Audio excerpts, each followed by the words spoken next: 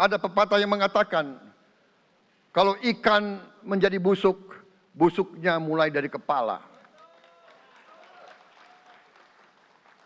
Semua pejabat dari semua eselon dan semua tingkatan harus memberi contoh untuk menjalankan kepemimpinan pemerintahan yang sebersih-bersihnya.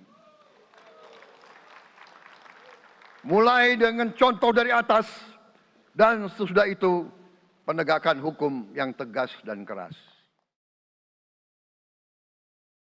Kalau Prabowo mau memberantas korupsi, harusnya dia merekrut orang-orang yang memang clear and clean. Sekali lagi, clear and clean. Tapi clear and clean pun tidak cukup. Karena kalau clear and clean bisa jadi dia pasif. Dia clear and clean plus punya komitmen.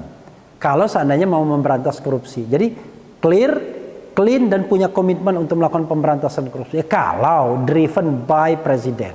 Tapi kalau presiden tidak punya kepentingan dalam hal pemberantasan korupsi, ya nggak ada gunanya. Semua akan menjadi omon-omon saja ya.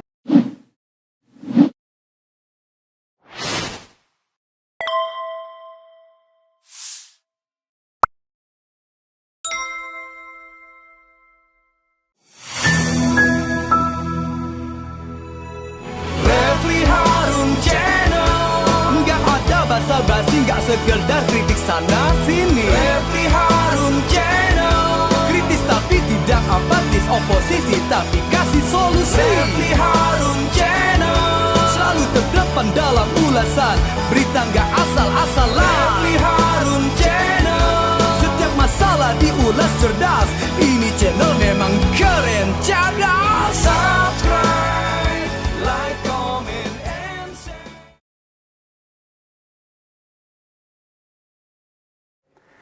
Assalamualaikum warahmatullahi wabarakatuh. Sobat RH sekalian, jumpa lagi kita di channel yang keren ini. Keren cadas. Ya, sobat RH sekalian, saya di venue acara besok ya. Memang backdropnya belum jadi, tapi insya Allah sebentar lagi. Dan besok itu kita punya dua acara, sesi pagi dan sesi siang.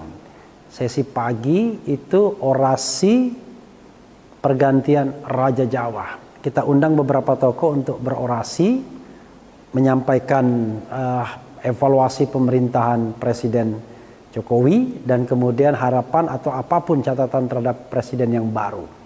Nah, berikutnya siangnya kita syukuran, tapi tetap ada orasi juga ya, ada orasi, ada nyanyi, ada baca puisi dan lain sebagainya dan lain sebagainya.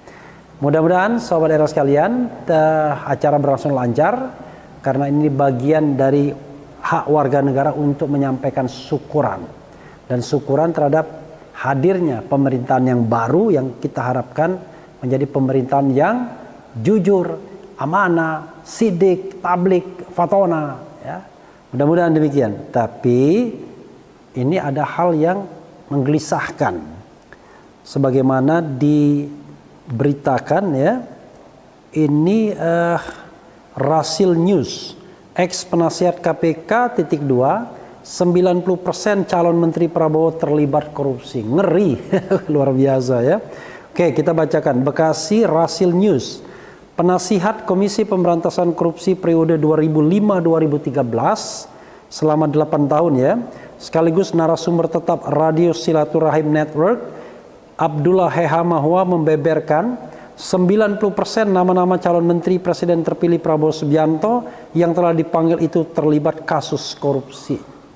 Apalagi kata Abdullah, banyak menteri di era Jokowi yang kembali masuk ke kabinet Prabowo. Padahal sejumlah menteri tersebut pernah tersandung kasus korupsi. Dari calon-calon menteri yang dipanggil Prabowo yang saya kenal, tidak sampai 10 orang yang punya integritas dalam hal pemberantasan korupsi. 90% terlibat korupsi karena beberapa menteri lama masih dipakai. Padahal menteri lama itu terlibat korupsi seperti, ada namanya ya, Erlangga Menko Perekonomian punya kasus nikel dan macam-macam. Ketumpan Mendak Zulkifli Hasan punya kasus, apalagi Bahlil Menteri SDM. Jadi orang-orang lama dari Jokowi itu semua orang yang terlibat korupsi, kata Abdullah dalam siaran topik berita radio Silaturahim 729 AM Bekasi, Jawa Barat.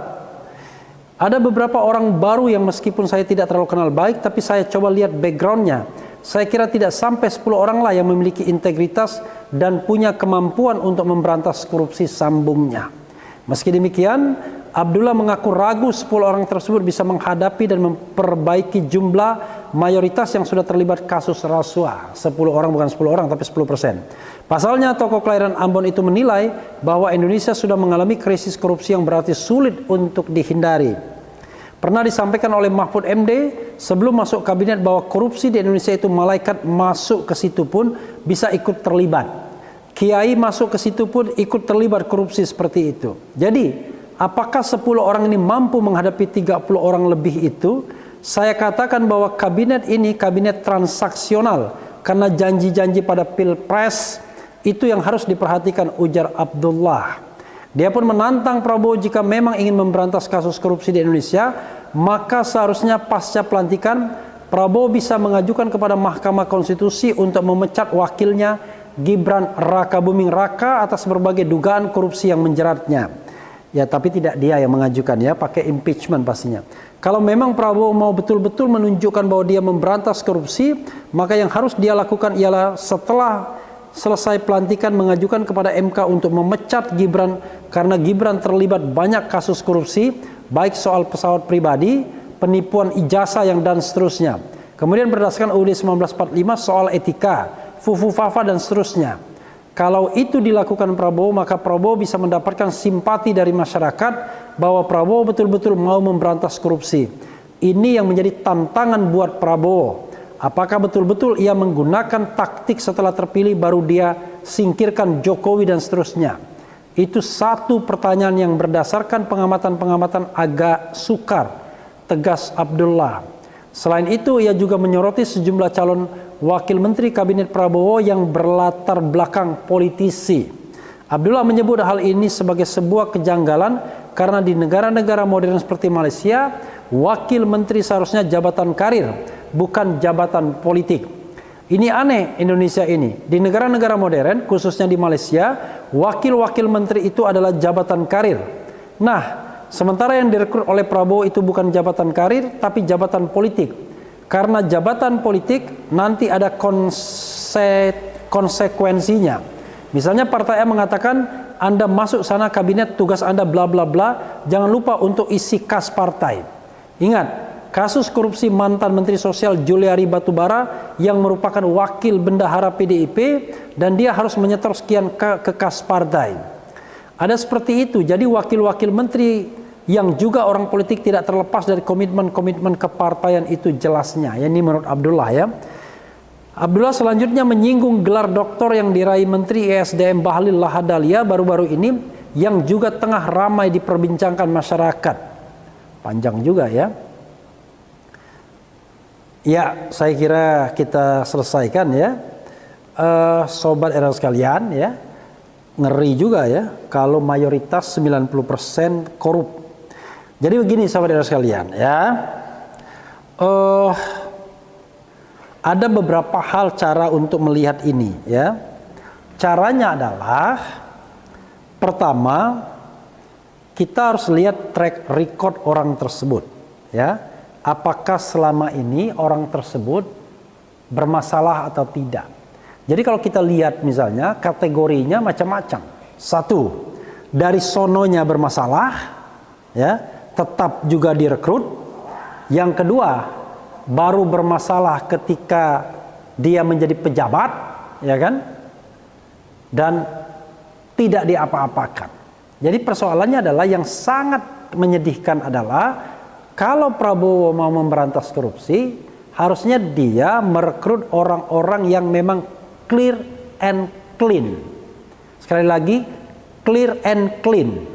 Tapi clear and clean pun tidak cukup. Karena kalau clear and clean bisa jadi dia pasif. Dia clear and clean plus punya komitmen. Kalau seandainya mau memberantas korupsi. Jadi clear, clean dan punya komitmen untuk melakukan pemberantasan korupsi. Kalau driven by presiden. Tapi kalau presiden tidak punya kepentingan dalam hal pemberantasan korupsi, ya nggak ada gunanya. Semua akan menjadi omon-omon saja ya. Kalimat apa istilahnya ya? Omon-omon memberantas korupsi. Nah ini yang kita harus garis bawahi. Ya, saudara sekalian, mudah-mudahan tidak begitu, walaupun tidak gampang juga sesungguhnya untuk mencari sosok yang betul-betul bersih, punya komitmen dalam pemberantasan korupsi.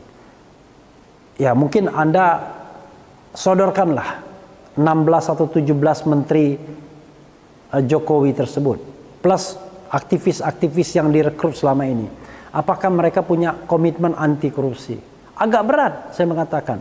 Kalau Anda melipir kepada kekuasaan Jokowi yang dipersepsi orang korup, maka Anda punya perspektif dan persepsi yang sama.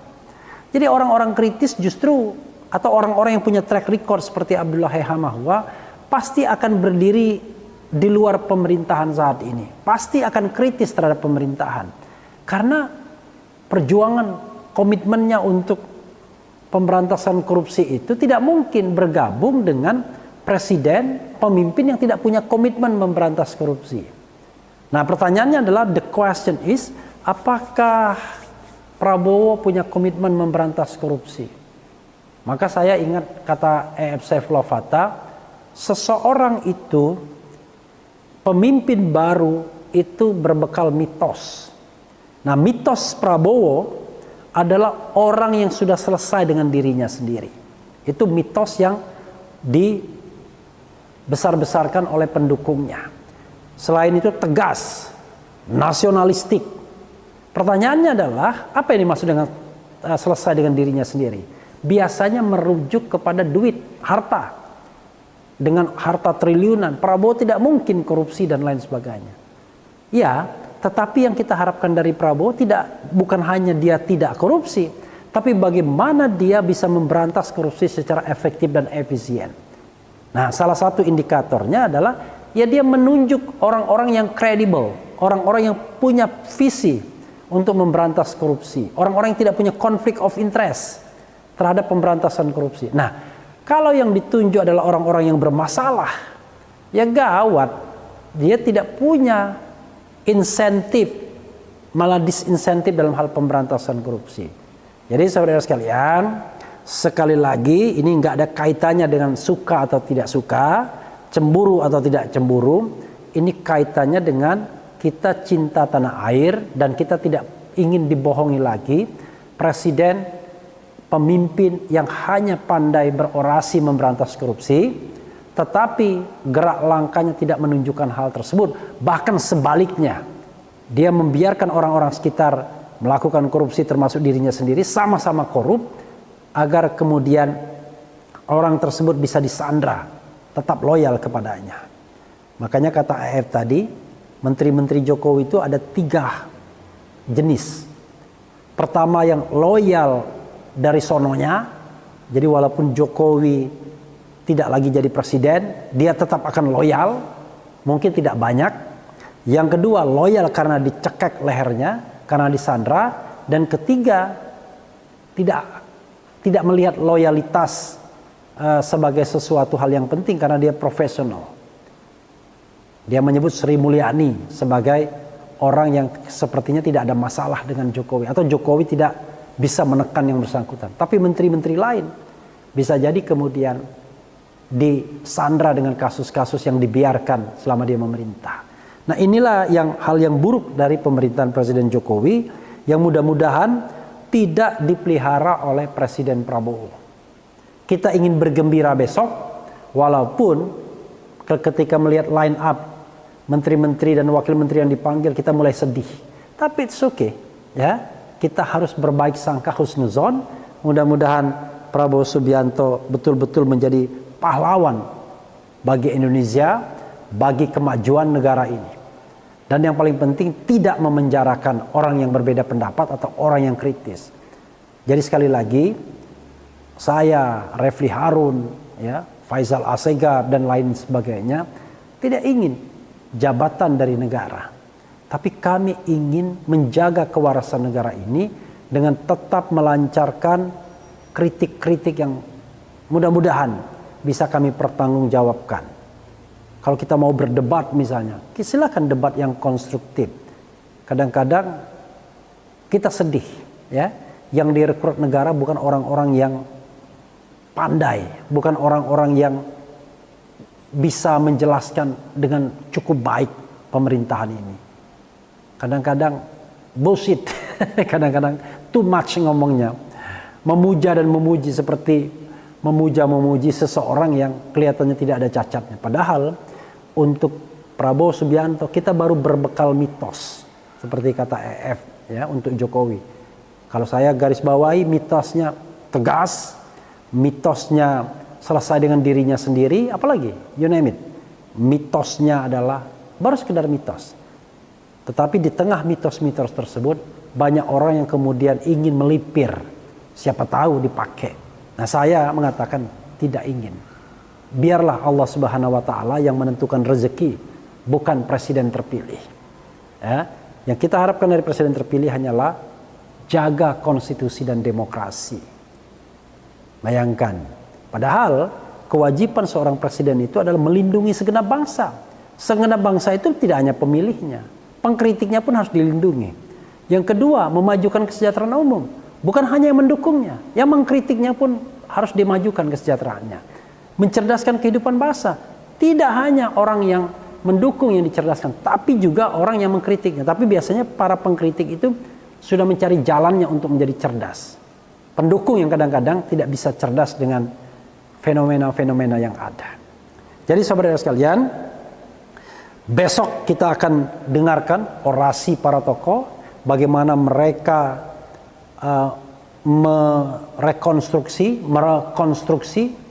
rekonstruksi terhadap apa yang sudah dilakukan Jokowi, mengkonstruksi apa yang akan dilakukan oleh Prabowo Subianto. Ya, saya tidak bisa membaca semuanya komentar, tapi terima kasih Jenny Sensei. Aku nonton dari Fukuoka, Jepang, ya. Oke. Ada juga sedih saya lihat wapres terpilih mau dilantik kayak nggak ada lagi aja di sini orang yang lebih segalanya dari Fufapa. Oke. Kemudian menurut Bang Refli mungkinkah Fufapa di-impeach bergantung kepada DPR nantinya? Oke. Orang yang jujur nggak bisa dibohongin. Oke. Itu saja saudara sekalian ya. Saya yang jelas besok saksikan dua hal. Pertama adalah Opera Jawa, orasi pergantian Raja Jawa, dan yang kedua adalah Sintajok, syukuran Indonesia tanpa Jokowi. Mudah-mudahan dua acara ini bermakna selain acara hura-hura yang sudah disediakan Istana Baru. Konon hura-huranya luar biasa, tetapi kita di sini juga berpesta dalam tanda kutip, sekaligus mengingatkan pemerintahan yang baru agar tidak mengulangi apa yang dilakukan oleh Jokowi dan keluarganya. Mudah-mudahan segala sesuatunya menjadi baik dan kita mendapatkan seorang presiden yang betul-betul dilimpahi rahmat dan bisa membawa negeri ini ke dalam negeri yang baldatun thayyibatun warafun ghafur. Hati boleh pesimis, tetapi harapan harus tetap disematkan. Karena Prabowo is the president of Indonesia, not president for a certain group in society. Bukan presiden bagi kelompok masyarakat tertentu, tapi presiden seluruh rakyat Indonesia. Dan tidak mungkin seluruh rakyat itu akan terwakili di kabinetnya. Sudahlah, tidak perlu membuat semua perwakilan. Yang paling penting buatlah kabinet yang profesional, efektif, efisien, dan punya komitmen memberantas korupsi, mensejahterakan rakyat, melindungi rakyat, memakmurkan rakyat. Bukan para pejabat yang hanya memikirkan kantongnya sendiri, kelompoknya sendiri, partainya sendiri. Atau para pejabat yang sudah berkubang dengan korupsi di masa pemerintahan Presiden Jokowi. Sudah kenyang, tapi kemudian dipakai kembali hanya karena mereka berjasa dalam misalnya memenangkan Pilpres 2024. Itu saja sobat dan sekalian. Wassalamualaikum warahmatullahi wabarakatuh. Keren cara.